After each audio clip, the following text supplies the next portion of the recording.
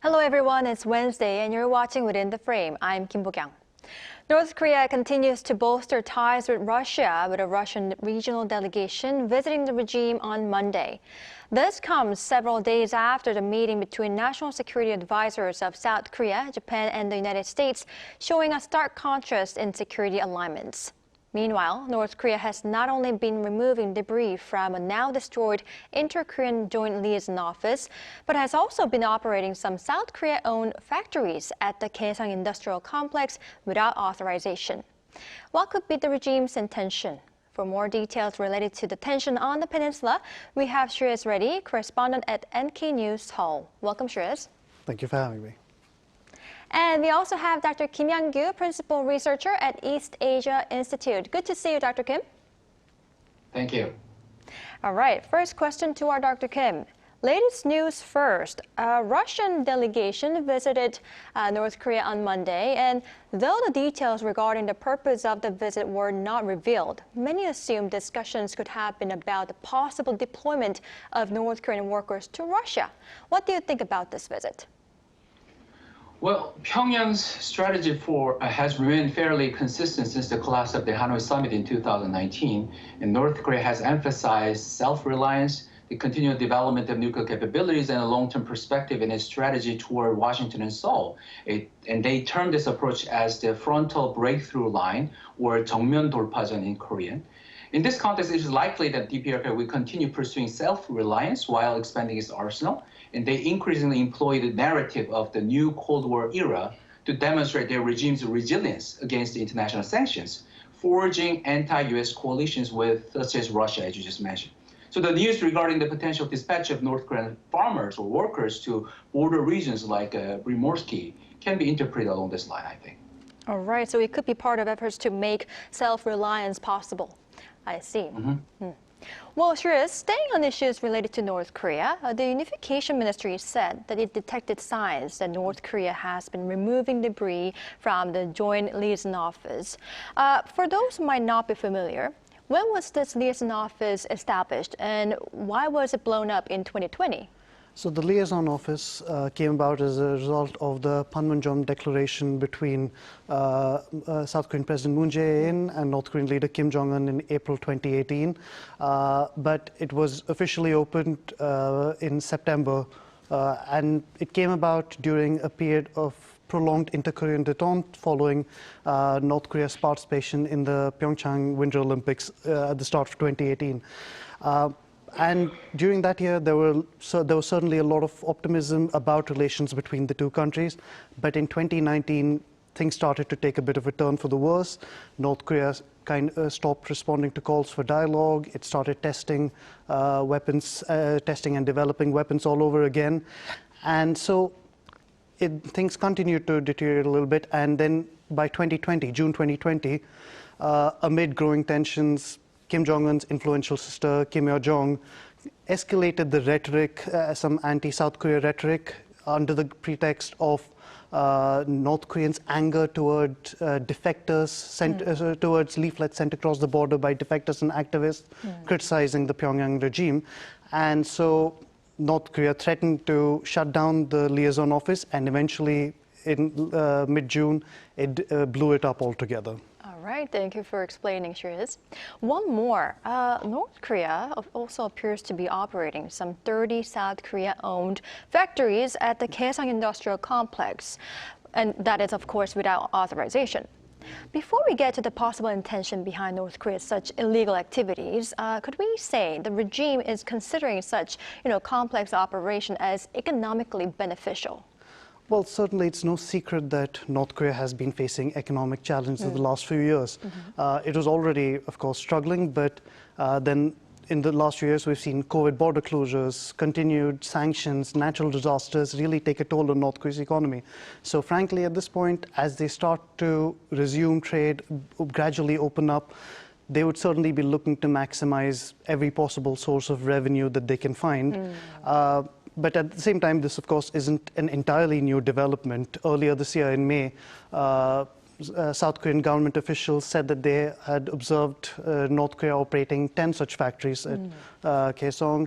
And a month before that, they also said that there appeared to be Chinese investment flowing in to help support North Korea's operations there, effectively to kind of boost their self-reliance, to make sure that they could operate it without South Korean support. And of course, with North Korea resuming trade with China in particular, the more goods they have that can go out of the country, the better for them. Right, so it definitely goes along with what our Dr. Kim said. Right. Now, Dr. Kim, now to why North Korea is doing this. The ministry did not give any assessment of North Korea's intent for removing the debris, but some say it could be for the complete liquidation of the complex. Could you delve a little bit deeper into this? Well, I'm not entirely sure about this, but it seems pretty natural to me, as just Mr. Sharia explained, especially considering their pursuit of the frontal breakthrough strategy that I just mentioned. According to several reports, North Korea has been operating South Korean-owned factories in the Kaesong Industrial Complex without proper authorization, as you just mentioned. And I believe the Ministry of Unification disclosed the information last May, backed by the evidence gathered from satellite imagery. And if the debris and rubble remain in place, it would impede easy operation of factories by obstructing access to the buildings, and I believe their intention is to clear these debris to enable the smooth operation of more factories, aligning with their principle of self-reliance again. And Pyongyang seems committed to doing everything possible to address the daily needs of the North Korean people, I guess. All right, I see your point. Now, Dr. Kim, regarding all this, the ministry warned of a possible legal response to Pyongyang's illegal activity. Are there any measures South Korea can take against North Korea in this case? Well, honestly, I'm not sure what steps we can take to change Pyongyang's course of action. The facilities are within DPRK's territory, and we lack any legal arrangement or treaties that could make binding decisions compelling Pyongyang to comply. And our diplomatic leverage typically arises when there is some level of economic interdependence, but there's none in inter-Korean relations now. According to international relations theory, the concept of sensitivity and vulnerability is often cited to explain a country's leverage in its relations with others, wherein a change in one country's action imposes a significant cost on another. But what leverage do we currently possess in our relationship with North Korea? It seems our options for effective measures are pretty much limited. I see. So it seems not much we can do not much about this case. All right. Now, shifting gears a little bit here, Shreyas. National security advisors of South Korea, the U.S., and Japan held their three-way meeting recently. And what were the new trilateral initiatives they discussed during the meeting? So in terms of North Korea, honestly, it was mostly a continuation of what was already going on between the three countries, particularly coming out of the Camp David summit between the leaders in August. So a lot of it was about reviewing progress on things like consulting each other on North Korean matters, intelligence sharing, and cooperation to crack down on North Korea's theft of cryptocurrency to fund its nuclear development. But beyond that, the group also agreed to prioritize other areas, for example, research in advanced technologies, critical minerals, and rechargeable batteries, working toward developing a joint supply chain early warning system and planned technology protection network. Plus, they also said that they're looking into working together to combat influence operations and disinformation, misinformation involving foreign countries. Right, so much of it was actually the continuation of what was agreed during the Camp David summit. Very much. All right. Now, Dr. Kim, they further reaffirmed the importance of peace in the Taiwan Strait while discussing efforts to align the three countries' Indo-Pacific strategies. If this is part of efforts to keep China in check, what further policies are they expected to come up with? Okay, first I have to say that I have to agree with Mr. Shreyas just said that the primary focus of the meeting was North Korea, and they reviewed the progress since the Camp David summit. But as you just mentioned, China clearly factored into the strategic discussion of this trilateral meeting. And issues related to keeping China in check include a supply chain early warning initiative, maintaining peace and stability in Taiwan Strait, as you just mentioned, and ensuring freedom of navigation in the South China Sea and East China Sea. While the official document didn't explicitly state that these measures are targeting Beijing, but it's pretty obvious that they are. And I believe the three countries will prioritize cooperation to bolster supply chain resilience and strategic collaboration in critical technology areas such as semiconductors, batteries, quantum science, and artificial intelligence. Considering what has discussed during the Biden and Xi summit on the sidelines of APEC summit in San Francisco last November, Washington seems committed to continuing competition with China and intends to maintain high barriers in cutting-edge technology against Beijing. This small yard, high fence de-risking strategy will likely persist for some time. So I believe the ROK US-Japan policy coordination will heavily emphasize these aspects. All right, I see your point. Now, Dr. Kim, let's now tap on the U.S. politics that are related to South Korea. House and Senate negotiators released a compromise draft of an annual defense policy bill last week, which called for maintaining 28,500 U.S. troops in South Korea and deepening nuclear deterrence coordination between Seoul and Washington. This could be seen as part of expanding its comparative advantage considering strategic competition with China, right? Well, I don't believe everything revolves around checking China. The measures you just mentioned are actually more geared toward reassuring South Korea amid the escalating North Korean nuclear threat. A significant portion of the South Korean populace still favors a domestic nuclear program, from 50 to 70% of the population. This makes it pretty important to demonstrate the credibility of the U.S. extended deterrence and nuclear umbrella provided to South Korea. Regarding measures specifically aimed at balancing China in the draft defense policy bill, I think they include accelerating nuclear modernization, prohibiting a reduction in number of deployed nuclear missiles, and enhancing nuclear command, control, and communication programs, to name a few. The bill also places substantial emphasis on standardizing technical protocols necessary for systems to achieve interoperability. So Washington's main strategic concept and direction in competing with China revolves around the concept of integrated deterrence. But not everything is about targeting China, of course. All right, I see your point. So the purpose could be to more, reassure South Korea in a way. Right. Now, Dr. Kim, this question just popped out in my head. I just saw an article that South Korea's defense ministry unveiled its budget. Were you able to see the news as well? How did you see it? The South Korean defense budget? Oh, I didn't get a chance to read it yet. But surely I will check later. Yeah. All right, I see. I think there was. I think the defense ministry was trying to boost up the budget bill. But how do you believe such a boost, if there is any, would be able to be used in order to tackle against North Korea's provocations?